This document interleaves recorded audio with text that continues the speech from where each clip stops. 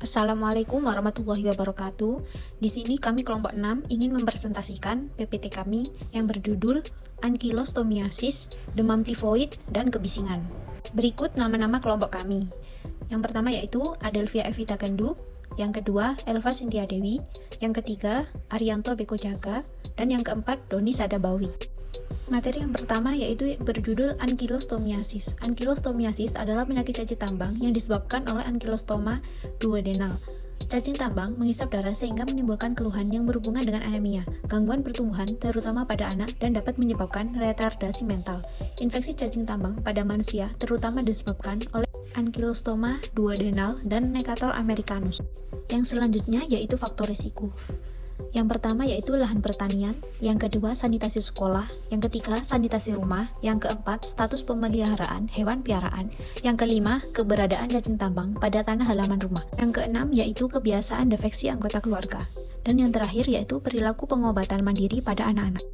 Yang selanjutnya yaitu gejala klinis. Yang pertama yaitu stadium larva ditandai dengan gatal atau pruritus kulit terutama di kaki. Yang kedua dermatitis dan kadang ruam makulopapula sampai vesikel. Yang ketiga perubahan yang terjadi pada paru biasanya ringan, terjadi batuk darah. Yang keempat yaitu gejala-gejala pada usus terjadi dalam 2 minggu setelah larva melakukan penetrasi terhadap kulit. Dan yang selanjutnya yaitu stadium dewasa. Yang pertama spesies dan jumlah cacing, dan yang kedua keadaan gizi penderita.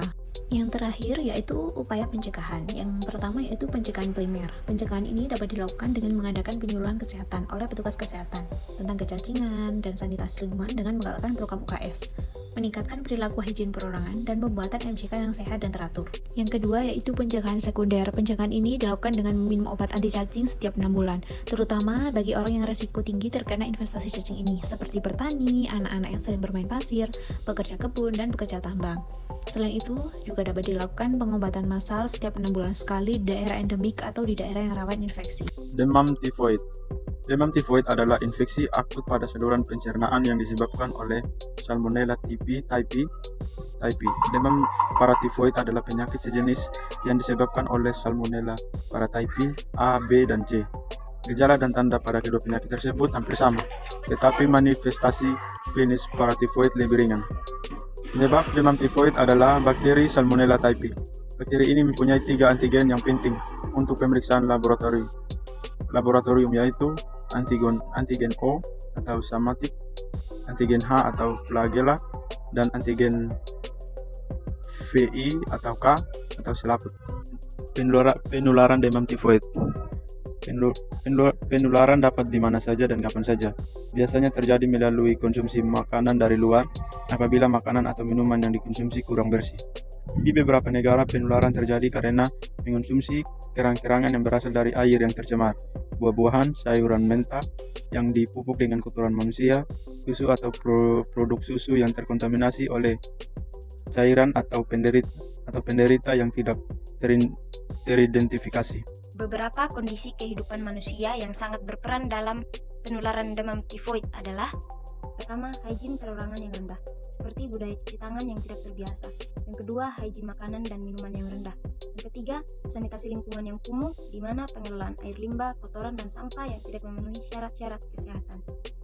Penyediaan air bersih untuk warga yang tidak memadai. Yang kelima, jamban keluarga yang tidak memenuhi syarat. Yang keenam, pasien atau karier tifoid yang tidak diobati secara sempurna.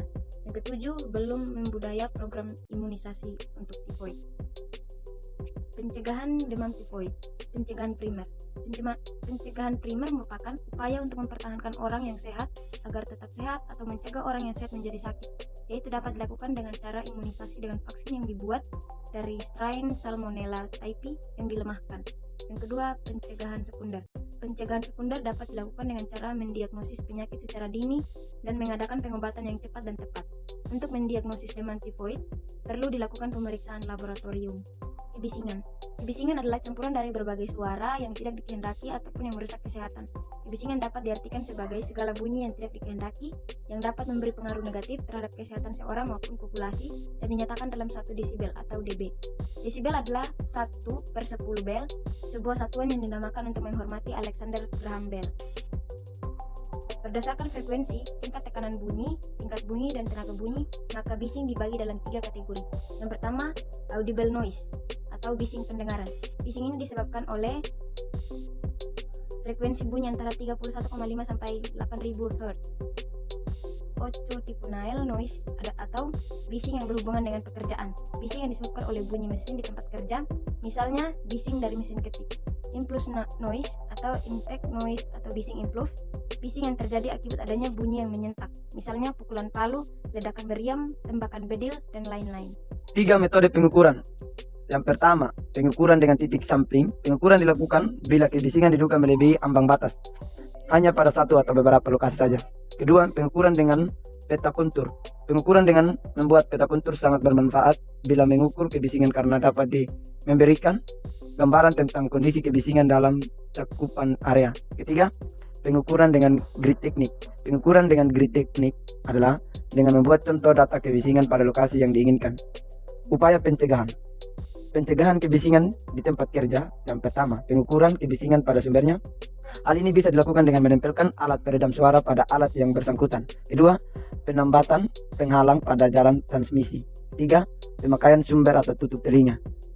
Cara ini terutama dianjurkan kepada orang yang berada di sekitar sumber kebisingan yang dapat dikendalikan seperti ledakan alat penyumbat telinga. Hal ini bisa mengurangi intensitas kebisingan kurang lebih dari 24 dB. Kedua, pencegahan kebisingan di tempat umum. Tempat umum dengan paparan kebisingan tinggi sampai di atas 100 dB, misalnya jalan raya, bendera, industri, diskotik, games, pertokoan, tempat wisata, dan area konser musik, serta sumber bising lainnya seperti sepeda motor tanpa peredam, markon, kembang api, wall common, speaker, pemain anak berbunyi keras, bahkan telepon genggam juga mengganggu. Bahaya khususnya bagi anak dan remaja.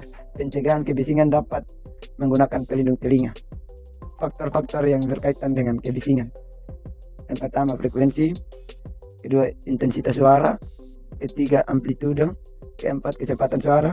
Kelima, panjang gelombang. 6, periode. Ketujuh, oktav 5 band. Kedelapan, frekuensi band 5. 9, pure tone. 10, loudness.